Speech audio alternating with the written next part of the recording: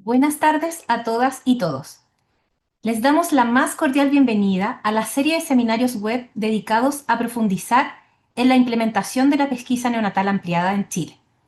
Esta actividad ha sido organizada por el Laboratorio de Enfermedades Metabólicas del Instituto de Nutrición y Tecnología de los Alimentos, INTA, de la Universidad de Chile, y cuenta con el patrocinio de la Sociedad de Psiquiatría y Neurología de la Infancia y Adolescencia, SOPNIA, la Sociedad Chilena de Pediatría, SOCHIPE, y la Sociedad Latinoamericana de Errores Innatos del Metabolismo y Pesquisa Neonatal, SLAIM, y la Fundación Serpochi para Enfermedades Raras, Poco Frecuentes y Huérfanas de Chile.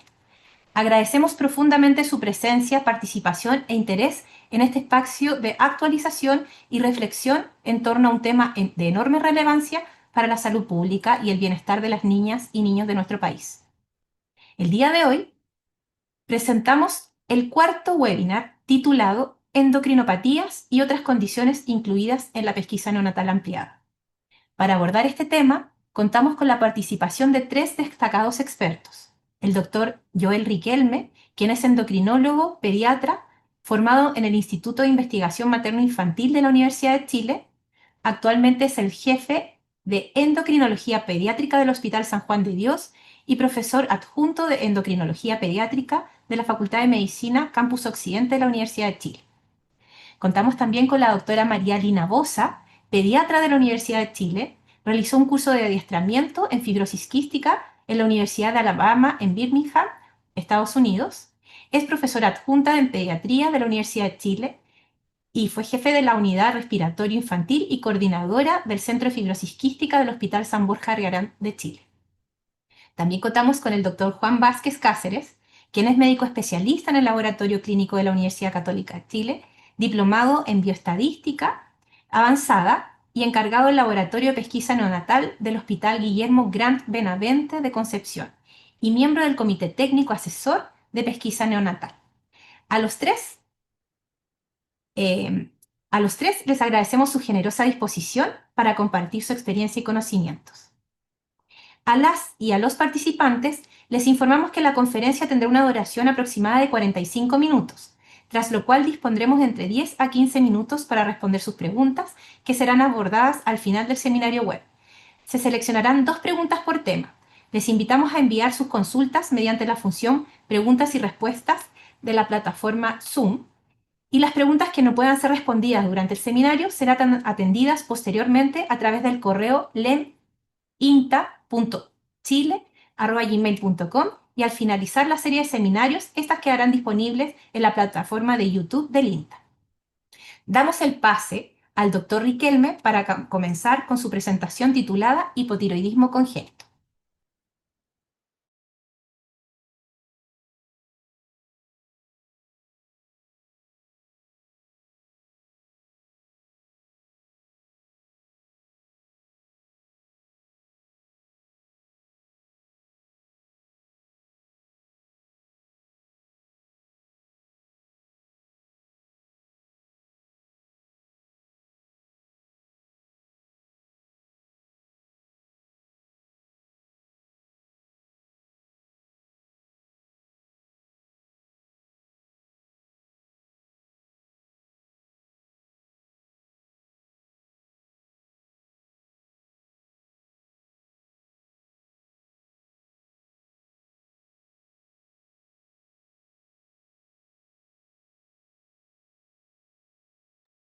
Doctor Joel, disculpe, eh, su audio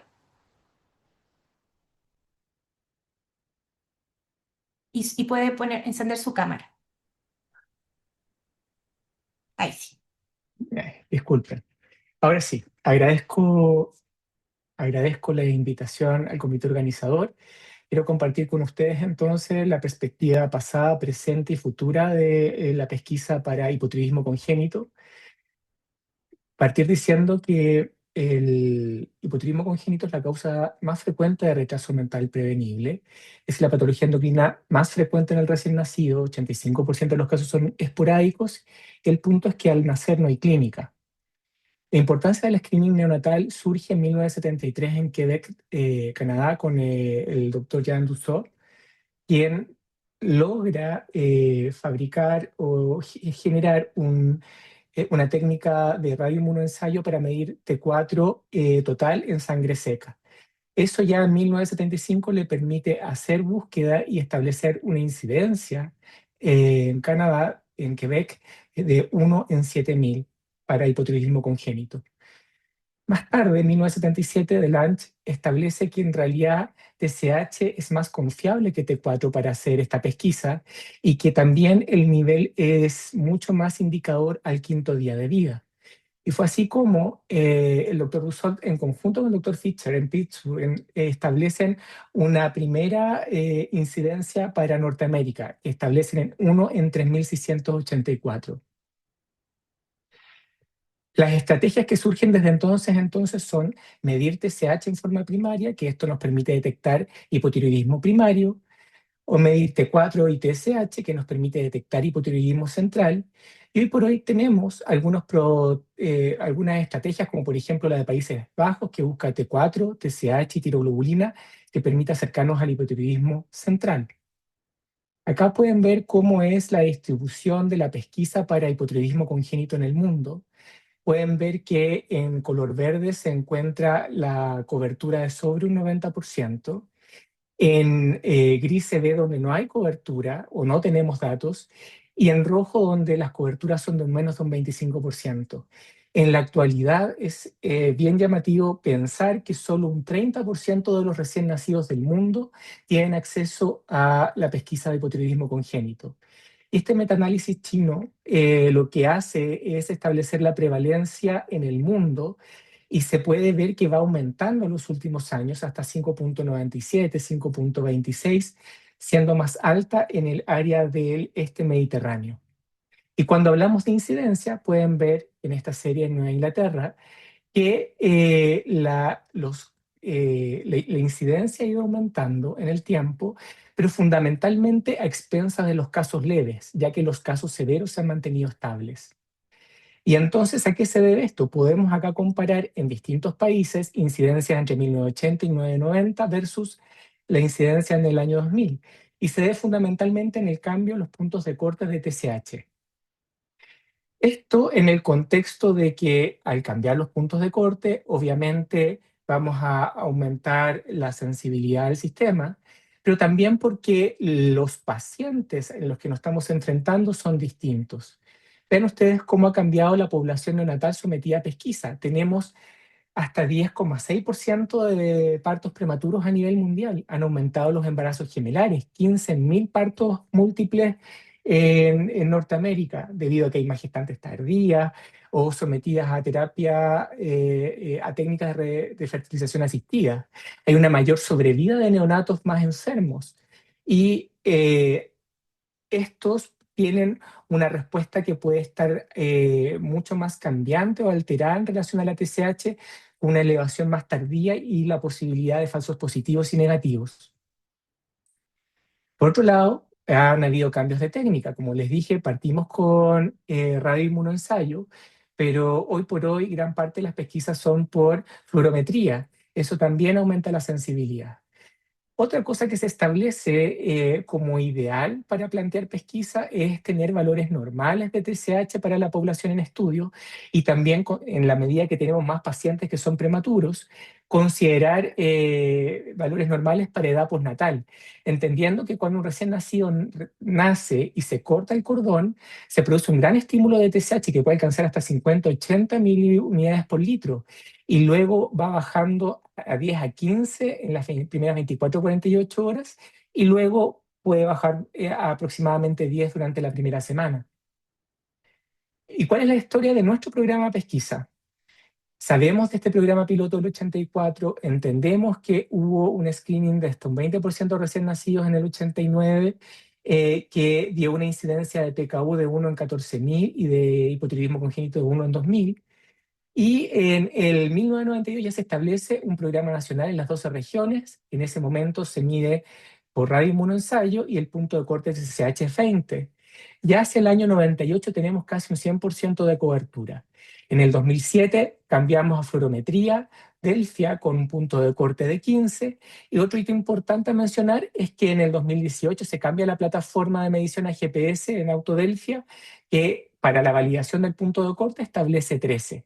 El objetivo de este programa es evitar causas prevenibles de retardo mental. Y ustedes también saben que estamos divididos o sectorizados, que el Hospital San Juan de Dios, el programa pesquisa, se encarga del screening del 76% de los recién nacidos. El resto está en el Hospital Gran Benavente. La incidencia pretamizaje de hipotiroidismo congénito alcanzaba unos 7.000 a unos 10.000, pero en la época, en la era del tamizaje global, esta alcanzó uno en 3.000 a uno en 4.000. Uno de los primeros reportes lo hizo la profesora Cornejo, con una incidencia en Chile de los casos escrineados entre el 92 al 2008, estimada en 1 en 3.163, con una edad promedio del diagnóstico de 12 días y una TSH promedio de 218. Acá pueden ver data que es del Laboratorio de Pesquisa del San Juan. Entre el año 92 y el 2021 se escrinearon 3.423.000 recién nacidos, con 1.087 casos de hipotiroidismo congénito, lo que corresponde al 89% de los casos positivos, lo que da prevención para retardo mental en este grupo de pacientes. Y si asumimos entonces que la incidencia o la frecuencia es de 1 en 3.122, los casos esperados por año son 32. Y ustedes pueden ver cómo la distribución por casos entre el año 92 y el 2021 muchas veces está por arriba de ese número. Nuevamente, la incidencia y prevalencia del hipotiroidismo congénito va aumentando. Y para terminar, quería compartir con ustedes este trabajo que lo lidera la doctora Grove en conjunto con el Laboratorio de Pesquisa del San Juan de Dios, y que ve todos los resultados del Laboratorio de Pesquisa del San Juan entre 1997 y el 2023. Acá tuvimos 3.225.000 recién nacidos escrineados, corresponden al 51.1% de los recién nacidos vivos de Chile. Y esto dio origen a 1.550 casos de hipotiroidismo congénito confirmado, con una incidencia promedio estimada de 4.9 por 10.000 recién nacidos vivos, siendo de 3.91 en el año 97 hasta 5.75 por 10.000 recién nacidos vivos en el 2023. La TSH de screening fue de 117 en promedio y la TSH de confirmación en suero fue de 99. Importante es mostrar que, a pesar de que tuvimos scintigrafía solo en el 58% de los casos, las ectopías siguen liderando las causas en el 14.8%, y estas se ven mucho más prevalentes en mujeres. Mientras que la hipoplasia, un 6.2%, se ve más frecuente en varones. Pero es importante entender que cuando se hacen modelos estadísticos, lo que se ve que la tendencia de la presencia de ectopía va estable en el tiempo, mientras que los casos de hipoplasia, es decir, de tiroides in situ, van en aumento. Y en este trabajo no se encontró diferencias por región. Y cuando se ocupa un modelo matemático para poder estudiar la tendencia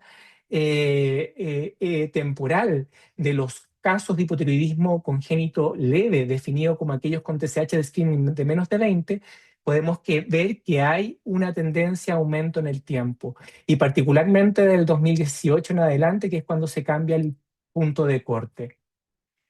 Y finalmente, hablar de tamizaje y outcomes neurocognitivos. Ustedes pueden entender lo importante que son las hormonas tiroideas en distintos timings del desarrollo, del neurodesarrollo, inicialmente a expensas de las hormonas tiroideas maternas, pero luego a expensas de las hormonas tiroideas fetales. Y se puede ver que en la época de pre-pesquisa, cuando se diagnosticaban los casos por la clínica, se podía establecer que había un promedio de IQ de menos de 70 que iba entre un 8% hasta un 27%. Y esto se redujo un 0% en la época donde se produce pesquisa global. Y esa es la gran importancia de la pesquisa. Finalmente, ¿cuáles son las directrices de investigación para pesquisa neonatal en hipotiroidismo congénito? Bueno, detectar hipotiroidismo central, ver cuáles son los outcomes cognitivos y el costo-efectividad. Si es que vale la pena los paneles genéticos como parte de pesquisa, entendiendo que solo un 20% de los casos de estudio, entre un 2 y un 20%, son positivos para alteraciones genéticas. Estudios in vitro en animales y en humanos para mejorar la comprensión de la biología y la fisiología tiroidea, lo que lleva al bocio, la funcionalidad del hipotiroidismo severo y cómo debiéramos monitorizar adecuadamente TSH y T4 libre. Y cuando se disminuyen los niveles de TSH de corte, aumentan los casos de hipotiroidismo leve o subclínico transitorio, y establecer los beneficios que podría traer el tratamiento en términos de mejoría bioquímica, metabólica, neurocognitiva en este grupo, subgrupo de pacientes. Para terminar, entonces, el hipotiroidismo congénito es la principal causa de retardo mental prevenible e identificable de forma costo efectiva con pesquisa neonatal. La mayoría de los programas de pesquisa actualmente se basa en TSH en forma primaria, y esto puede escaparse el diagnóstico de hipotiroidismo central. La incidencia y prevalencia ha ido en aumento, particularmente expensa en las formas leves con glándula in situ, y acá puede ser por los cambios en la población neonatal pesquisada y los puntos de corte. El desafío futuro entonces será mejorar la detección de los verdaderos casos de hipotiroidismo congénito primario y reducir el sobrediagnóstico en lactantes que no requieren tratamiento. Y a pesar de todo lo positivo de la pesquisa para hipotiroidismo congénito, solo un 30% de los recién nacidos en el mundo tiene acceso a screening para hipotiroidismo congénito. Y esto nos debiera hacer pensar entonces en equidad y la importancia de expandir el acceso global de esta pesquisa para beneficiar a estos pacientes. Muchas gracias por su atención. Muchas gracias, doctor Riquelme, por su excelente participación. A continuación, damos paso a la presentación de la doctora Bosa, titulada Fibrosis quística. Doctora, puede comenzar su presentación.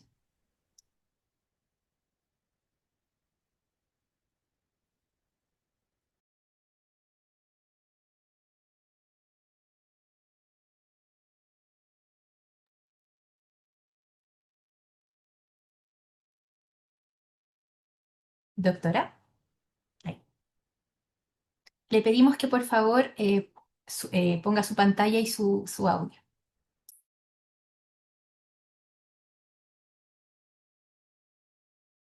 Veo, y aquí. Aquí estamos. ¿Sí? Bueno, yo voy a hablar muy rápidamente de un tema que es muy largo, muy extenso, y me voy a referir a algunos conceptos sobre fibrosis quística y luego cómo se planificó el piloto que hicimos durante 10 años en este país con todas las dificultades y, perdón, con todas las dificultades que hubo, que yo creo que es una experiencia para transmitir muy interesante. Ahora, ¿qué es lo que es la fibrosis quística? Es una enfermedad genética severa, poco frecuente, autosómica recesiva y monogénica, que está en el cromosoma 7. La alteración principal es que el gen de CFTR es el responsable de producir una proteína que regula el transporte de sal y agua a través de las membranas celulares. Y esta alteración hace entonces que se produzca una alteración electrolítica, fundamentalmente del cloruro en el ápice de la célula, con deshidratación, espesamiento del mucus, que lleva a compromiso multisistémico, como ven ustedes en esta imagen. Es fundamentalmente, pero no exclusivo, lo que se compromete el sistema respiratorio, digestivo y la esterilidad masculina. Eh, Vemos aquí en este que hay variantes genéticas importantes. Esto tiene mucha importancia para elegir cuál va a ser el tipo de tamizaje que vamos a elegir. Eh, a ver, quisiera cerrar esto. Ahí. Em, Hay 6 clases de alteraciones genéticas variantes para producir fibrosis quística que dan diferentes tipos de severidad. Desde la clase 1 aquí que vemos en el núcleo donde no se produce la proteína SFTR, por lo tanto no hay el canal que necesitamos en el ápice. En la clase 2 en que sale una proteína mal plegada y se destruye antes de llegar a la superficie, y esta es la más frecuente, que se llama delta F508. La 3 que llega a la superficie pero el canal no se abre. La 4 está en la membrana, pero el flujo de iones está reducido. La clase 5, que están, digamos, este túbulo, se produce en cantidad reducida. Y la clase 6, que es una proteína muy inestable y que se degrada rápidamente en la superficie celular.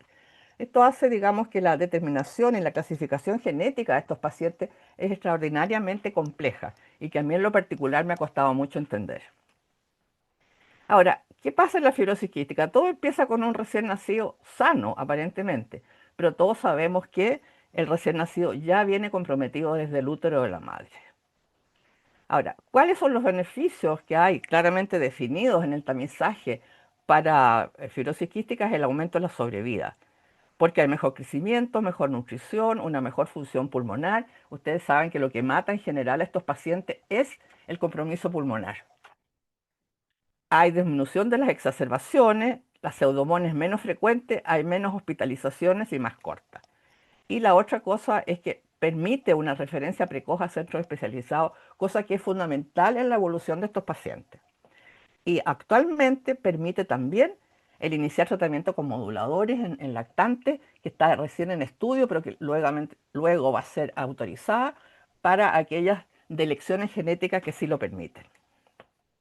Ahora, ¿cómo empezó esto? Esto empezó en Wisconsin con el doctor Phil Farrell, a quien tuve el gran agrado de conocer y que vino a enseñarnos y a indicarnos cuál sería el protocolo más adecuado para nuestro país. El doctor Farrell empezó esto en Estados Unidos, en Wisconsin, en el año 85, perdón, y ya en el año 2012, ustedes ven aquí prácticamente todo Estados Unidos con screening, y ustedes ven Canadá sin screening, lo que es una cosa increíble. Los canadienses les costó mucho, mucho, mucho entender la necesidad del screening porque ellos consideraban que la clínica era suficiente, y eso no es así, y está claramente demostrado. Tenemos aquí, ¿no es cierto?, la Europa del Norte, Australia, algunos lugares en Sudamérica entre los que nosotros no estábamos incluidos. Ya en el 2020 vemos que ya Sudamérica tiene prácticamente todo Brasil, Argentina, Uruguay y aparecemos aquí nosotros afortunadamente. Y los países europeos también han aumentado y ya está Canadá incluido.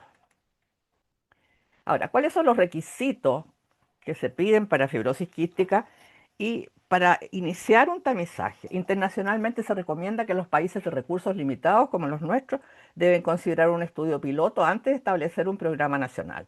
Y eso fue lo que nosotros hicimos. En general, los criterios que se sugieren es una planificación con sensibilidad mínima del 95%, una estrategia IRT-DNA, cosa que nosotros no tenemos, un diagnóstico por test del sudor dentro de las 4 semanas de vida, cosa que para nosotros también es difícil, y una disponibilidad del equipo multidisciplinario completo para tratamiento y seguimiento, cosa que nosotros también hemos tenido mucha dificultad.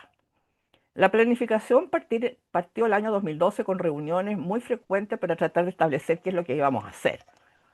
Primero, determinar valores normales de IRT para la población a estudiar, cuál estrategia elegir sin contar con financiamiento para genética, tener un buen laboratorio de procesamiento, que afortunadamente lo teníamos, un test del sudor en todos los lugares necesarios para confirmación, establecer un flujograma y reuniones instructivas para las maternidades encargadas de la tarjeta Guthrie. Lo primero que se hizo entonces fue obtener los valores normales en 3.238 muestras de sangre seca en recién nacidos sanos. Esto fue en el 2012. Y para eso se usó el sistema Delphi automatizado, el Perkin-Elmer, que es la técnica de sándwich que ustedes todos conocen. ¿Qué es lo que es el tripsinógeno inmunoreactivo y por qué nos interesa medirlo? Esta es una enzima que se produce normalmente en el páncreas, se excreta al intestino delgado donde es activado por una enteroquirasa para formar tripsina que permite entonces que las proteínas se fragmenten. ¿Qué pasa en fibrosis quística? Las secreciones espesas pancreáticas impiden entonces que pase esta enzima al duodeno y se acumula en sangre. Y lo que hay que tener muy presente, que es muy interesante, es que el tripsinógeno inmunoreactivo se presenta en valores elevados en recién nacidos, aún en aquellos que presentan suficiencia pancreática.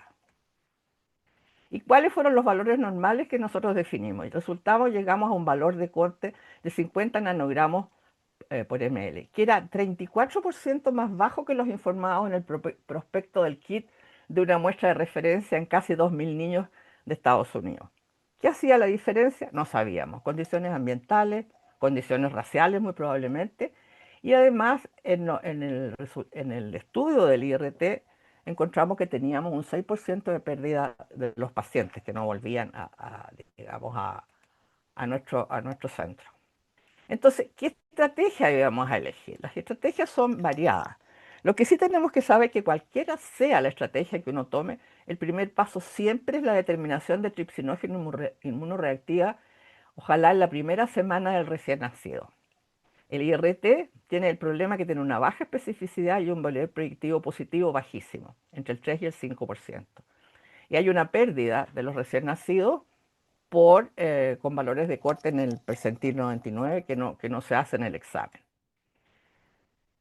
Después de esto, entonces, que es el primer paso, hay que elegir un segundo paso, lo que se llama el second tier, que puede ser otro IRT, puede ser PAP, o puede ser un estudio genético o combinación de todo esto.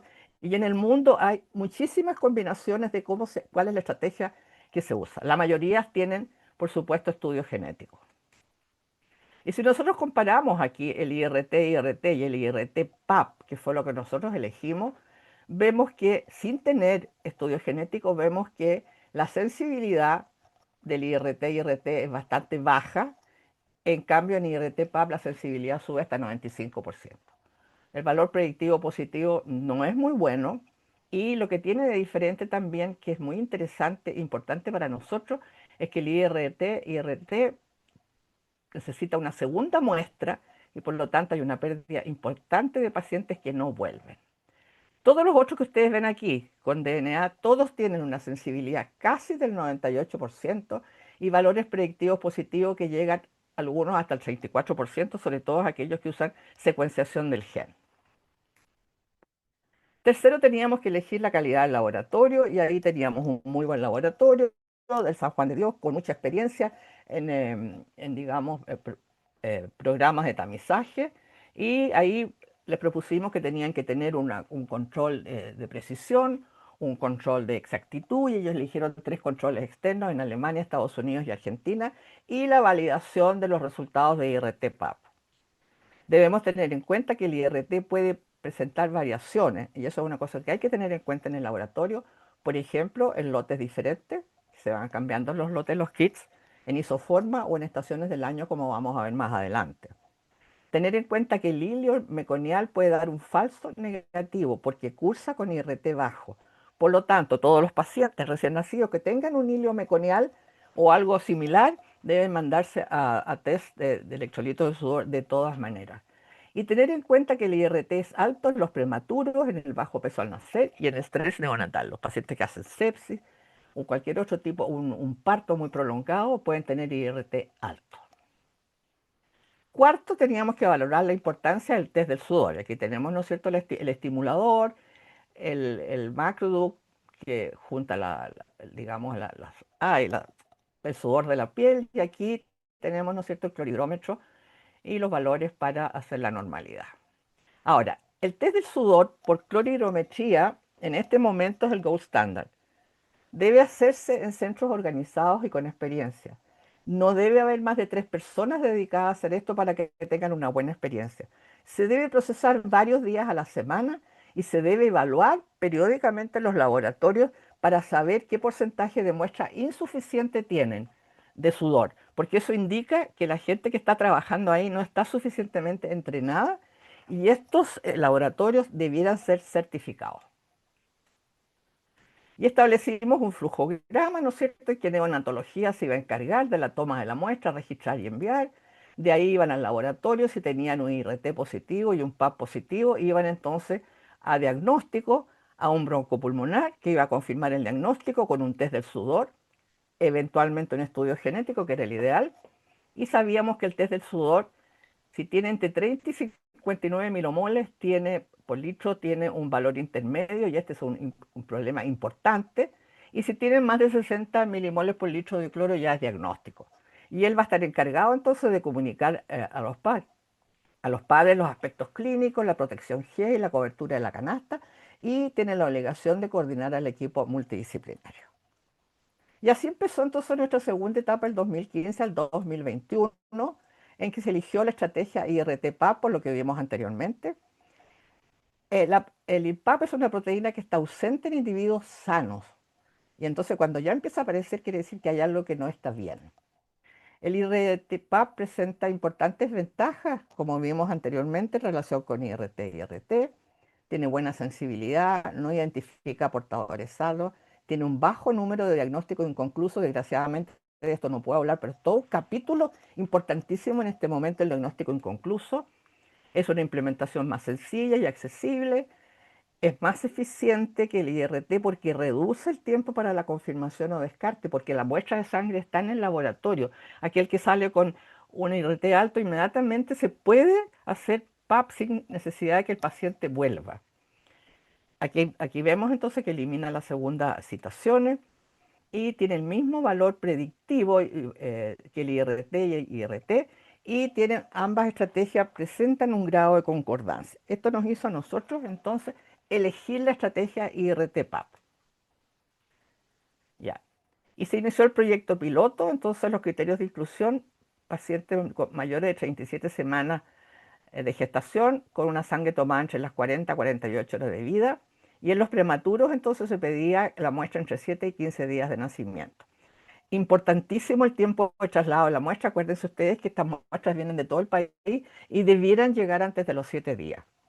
Se excluyeron a todos los prematuros, los que tenían transfusión, sepsis, genopatía, fallecidos y hospitalizados a hilio meconial en el proyecto piloto.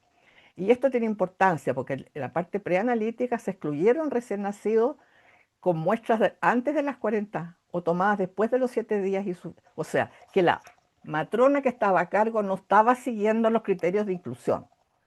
Las muestras, muchas de ellas eran insuficientes, había datos incompletos, etc. Esto nos indica que la parte de las maternidades es sumamente importante, por lo menos para el diagnóstico de esta enfermedad. Iniciamos el proyecto entonces en el 2015, maternidades de la región metropolitana y después Valparaíso, el laboratorio Hospital San Juan de Dios, la confirmación nuestro hospital, Hospital San Borja, del test del sudor. Elegimos el protocolo IRT-PAP y además IRT por PAP. Esto basado en la experiencia de los alemanes, en que ellos descubrieron que esta figura matemática podía ayudarnos entonces en aumentar la sensibilidad al PAP. No se, a pesar de que no se obtuvo mejoría en el valor predictivo positivo, favoreció el aumento de la sensibilidad y tampoco necesita segunda muestra porque están todos los datos ya en el laboratorio y se puede hacer entonces esta multiplicación que se necesita para obtener los números. En la quinta región en la región metropolitana hubo 17 hospitales públicos y en la quinta región 15 hospitales, algunos bien chiquititos, pero todos adhirieron muy bien, sobre todo los de quinta región, y la cobertura en general fue sobre el 70%. ¿Y qué pasó aquí? Esto es un poquito busy, como dicen los gringos. Ay, un poquito complicado, pero esto fue. Se estudió el 40% de la población, porque fue región metropolitana y quinta región. En esto iba para hipotiroidismo y fenilketonuria, que mandaba la tarjeta, alrededor de 465.000 niños. Consintieron 371.000 y se incluyeron 277.000. ¿Y por qué hubo esta diferencia? Por todas las alteraciones, digamos, preanalíticas que nosotros logramos detectar, en que entonces no se procesó para screening neonatal. Se consideró que a pesar de que teníamos valores normales de 50, bajamos un poquito el IRT a 45 porque nos ocurrió un fenómeno que nos preocupó mucho, que fue que los primeros 6 meses no tuvimos ningún paciente FQ y pensamos que estábamos haciéndolo todo mal, entonces bajamos un poquito el nivel de corte, pero no fue así, después se compensó. Aquellos que tienen más de 45 fueron a PAP y se dividieron en dos grupos, unos que tenían entre 45 y 90 y otros que tenían más de 100. Los que tenían IRT más de 100 fueron a Safety Net, o sea, fueron enviados inmediatamente a estudio por test del sudor, porque estos son valores demasiado altos como para estar pretendiendo hacer una segunda determinación de PAP. Sin embargo, por exceso digamos, de ganas de aprender, se les hizo PAP de todas maneras y coincidió con PAP elevado. De aquí entonces salieron 627 pacientes, que correspondió al 0,2%, que fueron a test del sudor y se confirmaron 38 recién nacidos. Cuando se hizo el IRT por PAP, se logró excluir un número no despreciable de pacientes.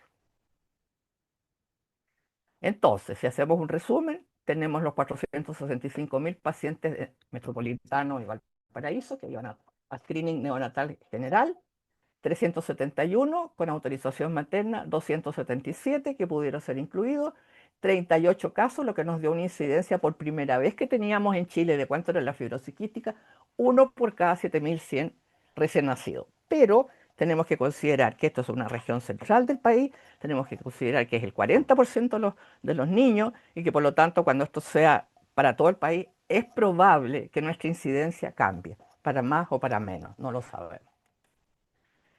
Ahora, aquí vimos nosotros una cosa interesante en lo que significaba tener una estrategia combinada IRT-PAP e IRT por PAP. Si nosotros los vemos separados, cuando se hace IRT por PAP, tuvimos fibrosis quística positivo 36 pacientes.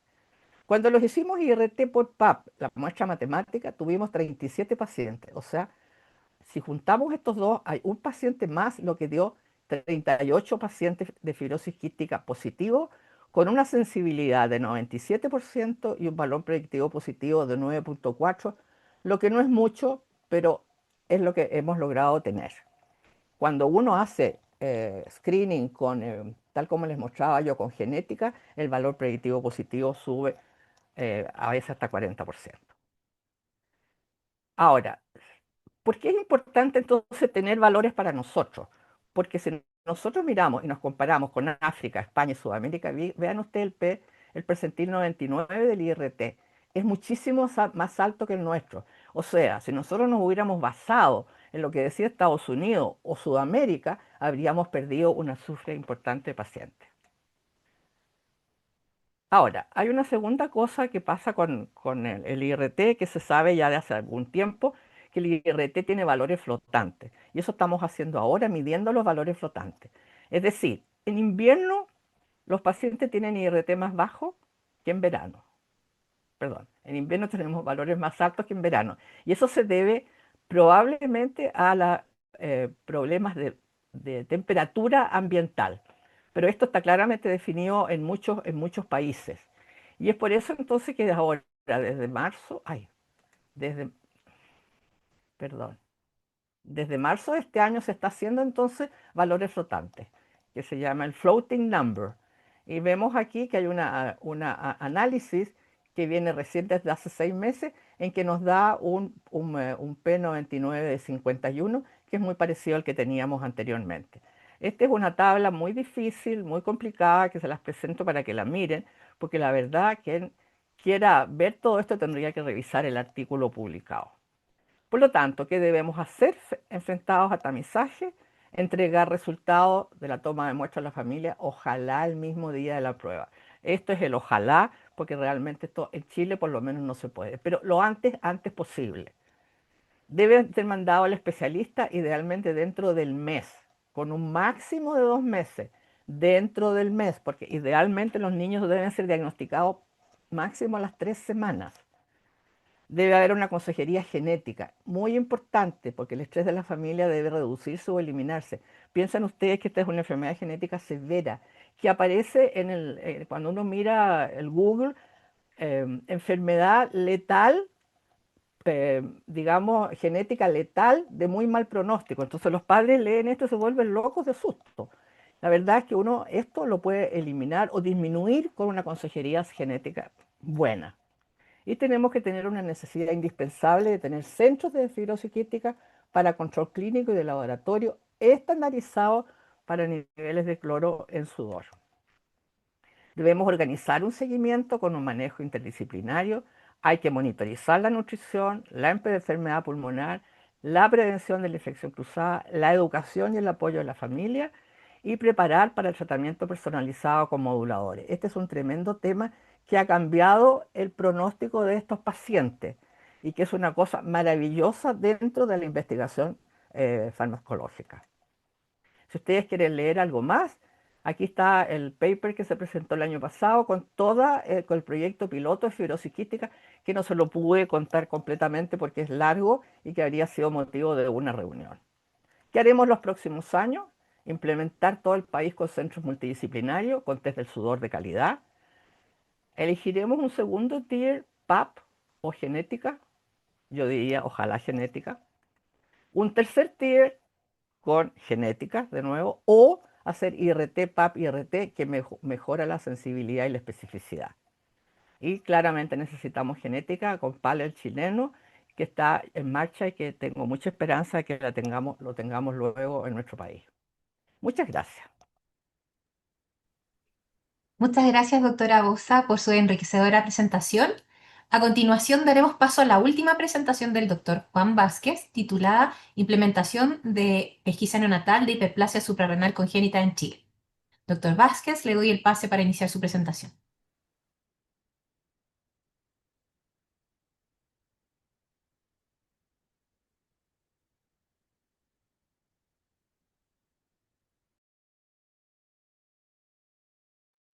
Ahora comparto.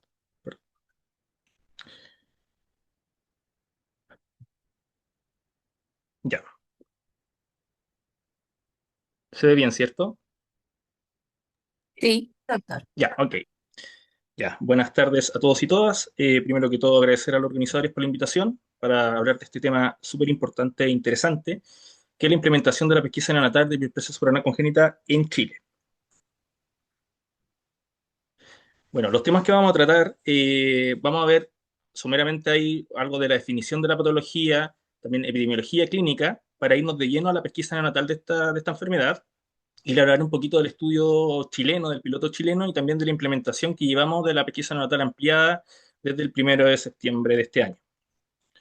Bueno, la definición de esta enfermedad consta de que este es un grupo de trastornos endocrinos hereditarios poco frecuentes causados por deficiencia en enzimas esteroidogénicas y caracterizados por insuficiencia suprarrenal y grados variables de manifestaciones de hiperandrogenismo o hipoandrogenismo según el tipo y enfermedad y gravedad, ¿ya? Entonces podemos decir que la hiperplasia suprarrenal congénita es un conjunto de enfermedades, ya clínicamente se describen aproximadamente 7 de importancia, y cada una están en relación a la deficiencia enzimática que las provoca, ya como ven en esta figura, acá cada una de las enzimas están destacadas en colores, ya, y si hay alteración en una de las enzimas, se van acumulando los metabolitos que están río arriba y van disminuyendo los que están río abajo. Y bueno, esta zona está dividida en tres partes, bueno, la corteza suprarrenal, en la zona glomerulosa, fascicular y reticular, en las cuales está encargado de la generación de mineralocorticoides, cortisol y andrógenos respectivamente. Un poco de epidemiología de esta enfermedad, más del 95% de la hiperplasia suprarrenal congénita es producto de la variante CYP21A2 que produce la deficiencia de la enzima 21-hidroxilasa o citocromo P450C21. Y el otro 3 a 5% es debido a la deficiencia de la enzima 11-beta-hidroxilasa y el resto se describe en menor al 1%. Así que en términos prácticos, la pesquisa neonatal de hiperplasia suprarrenal congénita apunta a la deficiencia de la 21-hidroxilasa clásica, ¿ya? Esto es importante, sobre todo en la implementación en los programas de pesquisa, porque uno tiene que caracterizar y especificar muy bien la patología o el fenotipo o subtipo de enfermedad que quiere buscar para maximizar la pesquisa, ya la eficiencia de la pesquisa. Esta forma clínica es la que tiene demostrada costo-efectividad en distintos programas mundiales y es denominada una enfermedad primaria o core, ¿ya? Por lo tanto, se aconseja a todos los programas mundiales que busquen este tipo de patología, ¿ya? Y las otras hiperplasias, como por ejemplo la deficiencia de la 11-beta-hidroxilasa, puede aparecer en el proceso de búsqueda de la deficiencia de la 21-hidroxilasa y estas se denominan enfermedades secundarias, ya que no son objetivos de los programas de pesquisa neonatal, pero pueden aparecer ahí en el estudio. También esta enfermedad se denomina una enfermedad de tiempo crítico, sobre todo su forma clásica perdedora de sal, ¿ya? Y no tanto así su forma virilizante simple, aunque eso es como tiene términos relativos de lo tiempo crítico o tiempo sensible, ¿ya? Pero en casi todas las clasificaciones mundiales es una enfermedad de tiempo crítico. Súper rápido vamos a hablar de las formas clínicas, ¿ya? Existen dos formas grandes, dos grupos grandes, que está la forma clásica, que a su vez se divide en la variante perdedora de sal y la variante virilizante simple, y la forma no clásica. El objetivo de la pesquisa es la forma clásica, ¿ya? Y vamos a ver distintos modelos que tienen distintos objetivos respecto a cada una de estas formas, de estos subtipos de forma clásica. Generalmente la forma más grave, que es la perdedora de sal, que se describe como cuando tiene una actividad menor al 2% de esta enzima, generalmente muestra clínica en la segunda o tercera semana y en promedio alrededor del día 11 de vida. Eh, Dentro de la estadística se describe que en promedio mundial está entre cercano a 1 en 15.000 la prevalencia del nacimiento ya, pero en Sudamérica, por ejemplo, han habido reportes que se da entre 1 a 9.000 a 1 a 26.000, pero esto es súper variable. Bueno, y la forma no clásica es más común, pero no es el objetivo de una pesquisa neonatal. En el mundo existen dos tipos de modelos para generar pesquisa de esta enfermedad. Ya están los modelos de una etapa o un tiempo. Ya hay como que no hay una traducción como literal de lo que se usa en otros países, pero quiere decir que, bueno, esto es lo que se usa en la mayoría de los países y quiere decir que se hace de una sola vez y en ciertos grupos de riesgo se repite. Ya, por ejemplo, en pretérmino, en pesquisas dudosas o borderline, ¿cierto?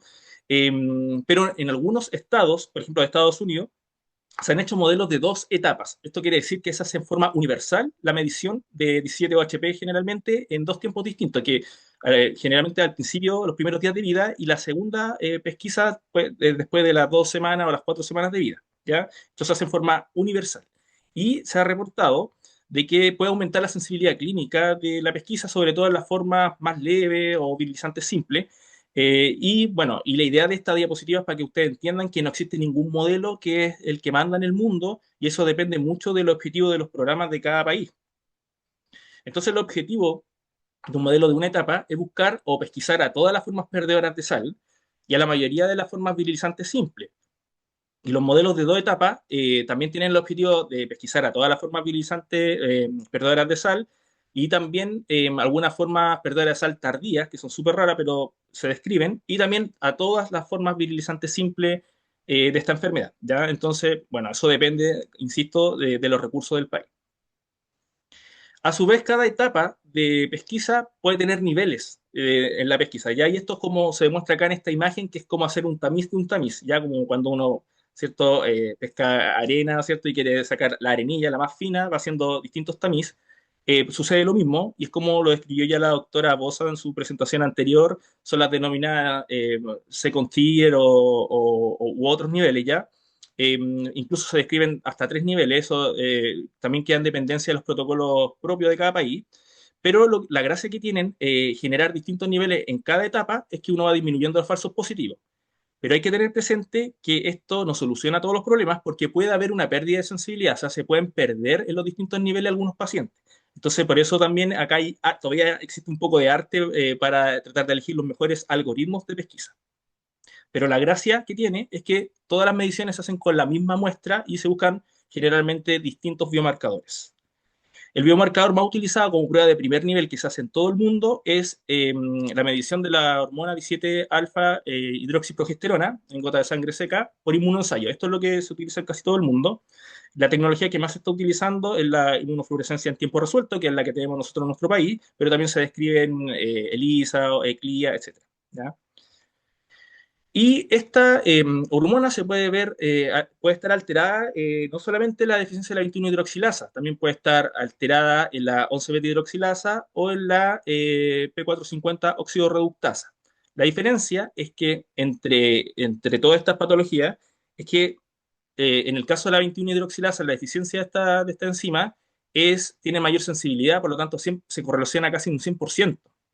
Igual eso depende del punto de corte elegido, ¿ya? Pero, por ejemplo, en la 11-beta-hidroxilasa no siempre va a estar sobre el punto de corte definido para la deficiencia de la 21-hidroxilasa, entonces se pueden perder algunos casos. Por eso se dice que las otras patologías, si bien en algunos pacientes se podrían alterar, son enfermedades secundarias porque pueden aparecer en el proceso de estudio de la 21-hidroxilasa, pero nunca en ningún país del mundo han sido objetivo de pesquisa neonatal.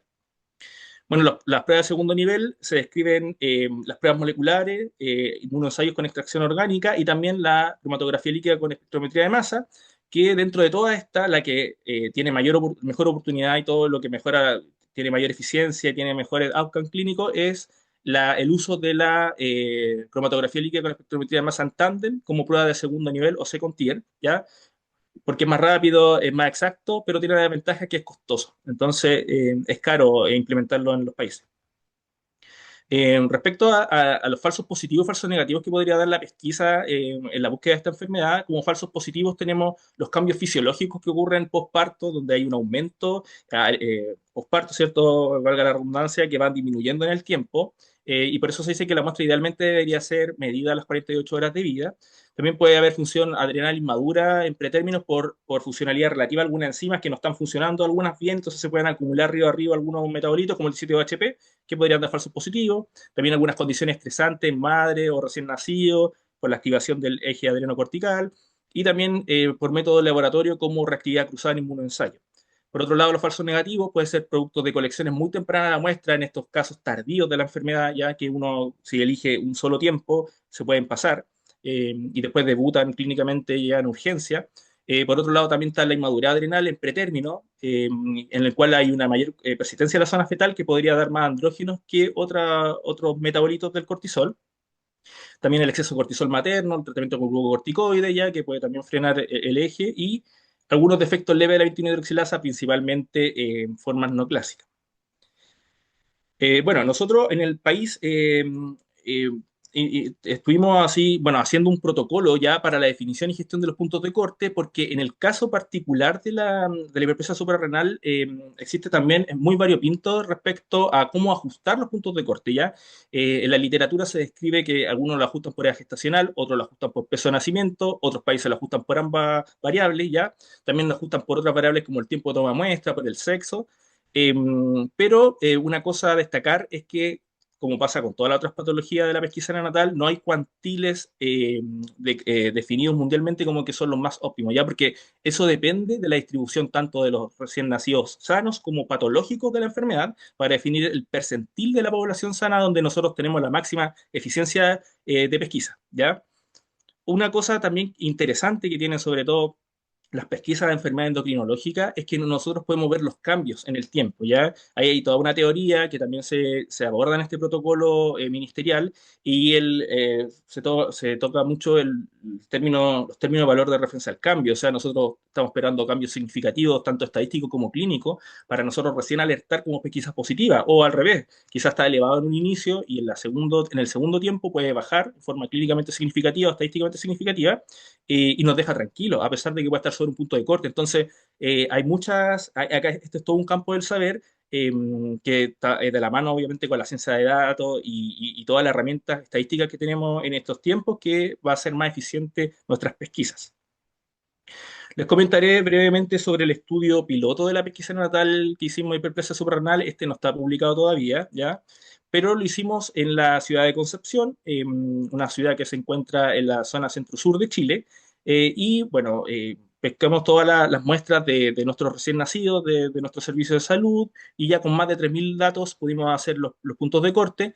Y en ese momento se inició la pesquisa, o sea, se definió la pesquisa como pesquisa positiva, aquella que tenía un percentil una concentración sobre el percentil 99 ajustado a edad gestacional y peso de nacimiento. ¿Por qué elegimos un percentil tan bajo? Porque queremos estudiar la sensibilidad, y además estamos trabajando en conjunto con el endocrinólogo de nuestro hospital, en el cual ya teníamos una conexión directa, una comunicación directa, que veíamos rápidamente los pacientes, y teníamos resultados de pruebas confirmatorias súper rápido. Entonces, por eso hicimos esto tan sensible, más que todo para estudiar el punto donde encontremos a todos los pacientes, ¿cierto? Y eso también utilizarlo como un insumo para la implementación nacional.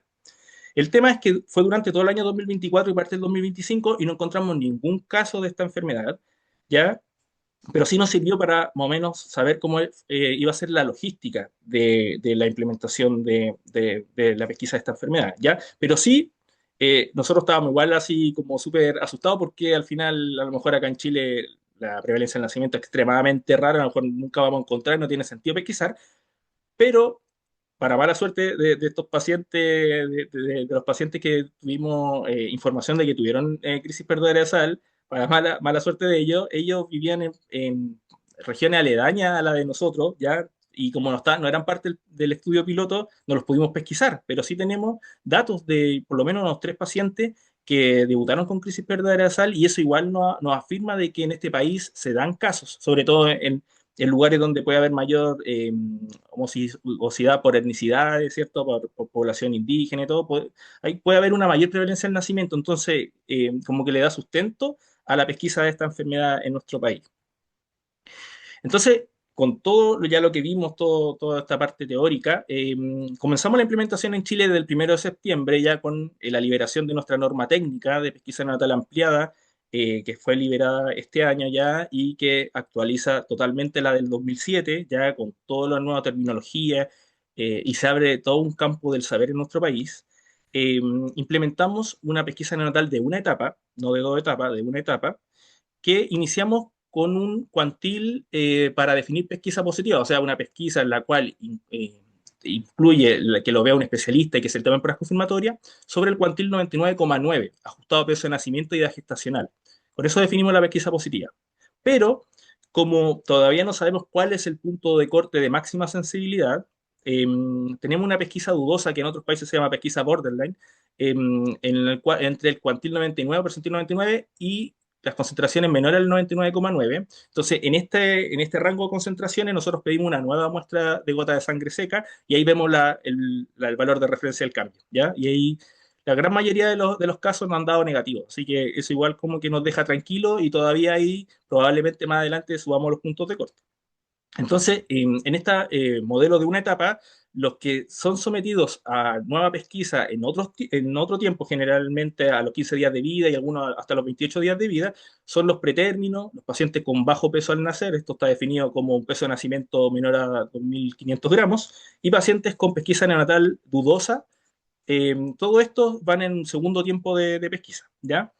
Eso sí, lo que hemos tenido problemas porque todavía no está normado son las conductas post-pesquisa, o sea, la confirmación diagnóstica, seguimiento, tratamiento. Se está trabajando en esto, se está subsanando, pero todavía estamos ahí con un poquito cojos, pero por lo menos la parte de la pesquisa ya estamos súper robustos. Entonces, a modo de conclusión, existen modelos de una o dos etapas o dos tiempos para la pesquisa natal de esta enfermedad y, por lo tanto, no es que exista un modelo único mundial que hay que seguir, eso está mal, y esto se repite para todas las enfermedades, y cada etapa puede tener distintos niveles, como vimos que ayudan a disminuir los falsos positivos, ¿ya? Pero también podrían irse en algunos pacientes, ¿ya? Entonces, siempre hay que ajustar ahí, hay que analizar bien los datos, hay que hacer esta cosa lo más eficiente posible. Como les comentaba, no existe un cuantil universal para definir la pesquisa neonatal positiva y está relacionada con el objetivo del programa. ¿Cuánto queremos de sensibilidad? ¿Cuánto queremos de especificidad de valores predictivos? ¿Cuántos falsos positivos queremos? ¿Cuánto estamos dispuestos a pagar por la sensibilidad? Son muchas variables, ¿ya? La implementación en Chile ha tomado un buen rumbo ya respecto a la pesquisa propiamente tal, pero aún falta la estandarización de la fase post-pesquisa neonatal y estamos trabajando en ello y esperemos que ya en el año 2026 esto también esté totalmente estandarizado y robusto. Así que eso, muchas gracias. Muchas gracias, doctor Vázquez, por su excelente presentación y a todos los panelistas. Bueno, vamos a dar entonces inicio a la ronda de preguntas. Vamos a partir con por tiempo, vamos a dejar una pregunta finalmente por cada uno. Eh, Doctor Riquelme, usted mostró una historia exitosa y desafíos futuros globales. ¿Cómo recomendaría mejorar el programa de pesquisa neonatal chileno para hipotiroidismo congénito en esta etapa de expansión a otras condiciones, ya sean aspectos analíticos o posanalíticos? Doctor Riquelme. Hola, ahí, no sé si me escuchan, abro mi cámara, me voy a ver. Sí, por favor. Ahí Doctora sí, Elena, usted sí. también puede abrir su cámara. Agradezco la pregunta. A ver, desde el punto de vista analítico, probablemente lo que está en boga hoy es particularmente en estas hipertirotropinemias o estos hipotiroidismos que planteamos que pueden ser transitorios en pacientes agudamente enfermos o en recién nacidos prematuros, donde lo que se plantea es la posibilidad de hacer una pesquisa en dos tiempos con dos niveles de corte distintos. Nosotros habitualmente, hoy por hoy, tenemos bien normado que a un paciente prematuro menor de 35 semanas tiene que tener dos tomas, o entre 35 a 36 tiene que tener una extra. Pero el punto es que en esas tomas lo que se hace afuera es establecer puntos de corte distintos adecuados a a edad postnatal, porque sabemos que la TSH va cambiando en el tiempo. Eso es una forma analítica de poder ir subsanando el problema de estos pacientes que entendemos que no es fácil, porque en definitiva lo que queremos entender es este subgrupo de pacientes que está aumentando.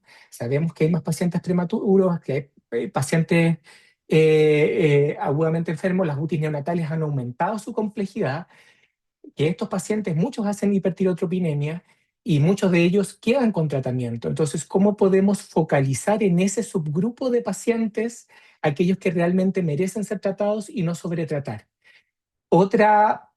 Otro elemento que nos podría ayudar en estos pacientes es el mundo de las ómicas, metabolómicas, genómicas, etcétera, donde midiendo algunas proteínas o algunos elementos del metabolismo que sean más tejidos específicos dirigidos a tiroides, también podrían validar que ese paciente que está con una TSH elevada tenga más riesgo de ser un hipotiroidio real.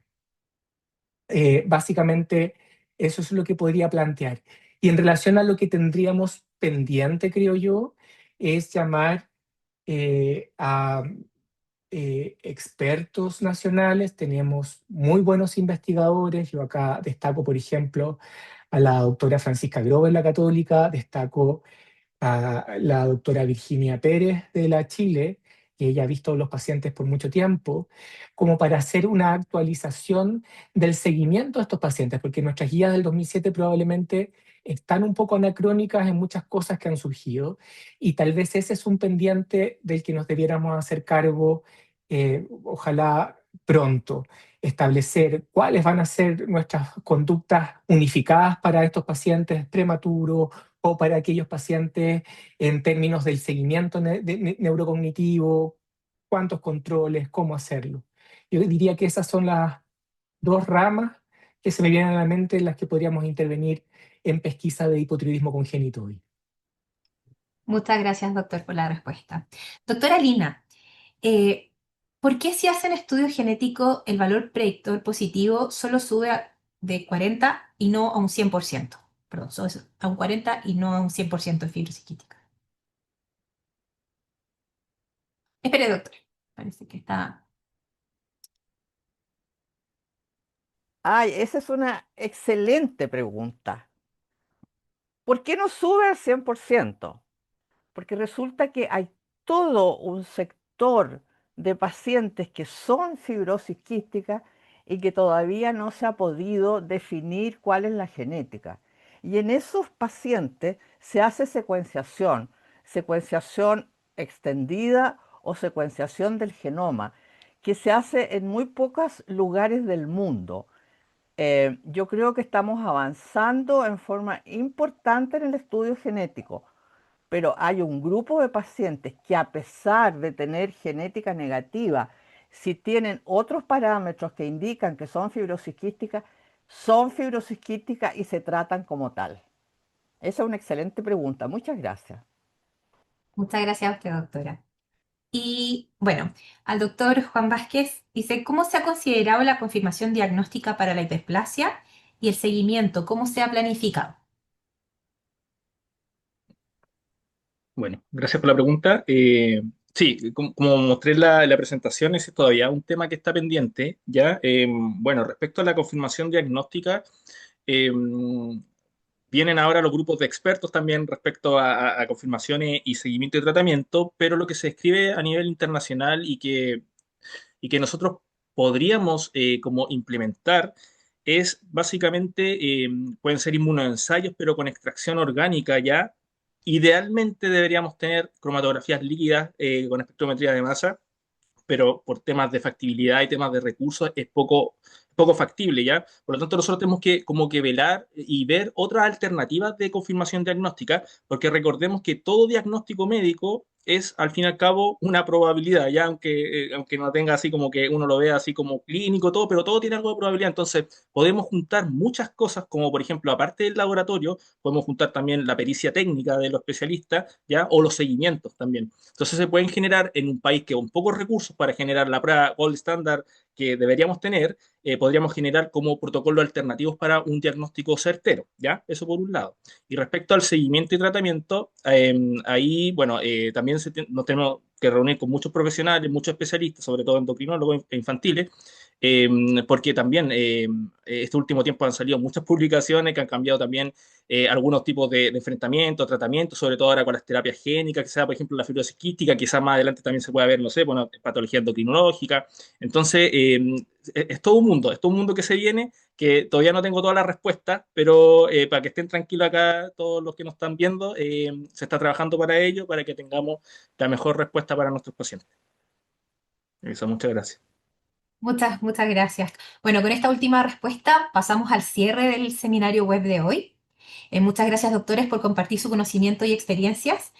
Y a los participantes les agradecemos su asistencia y los dejamos invitados a participar en el siguiente seminario web que se realizará el día martes 6 de enero del 2026 a las 19 horas en Santiago de Chile, titulado Bases terapéuticas para el tratamiento de los errores innatos del metabolismo, incluidos en el programa de pesquisa neonatal ampliada, que será difundido próximamente por nuestras redes sociales. Les deseamos unas felices fiestas a todos y a todas y nos vemos próximamente. Muchas gracias a los panelistas. Muchas gracias.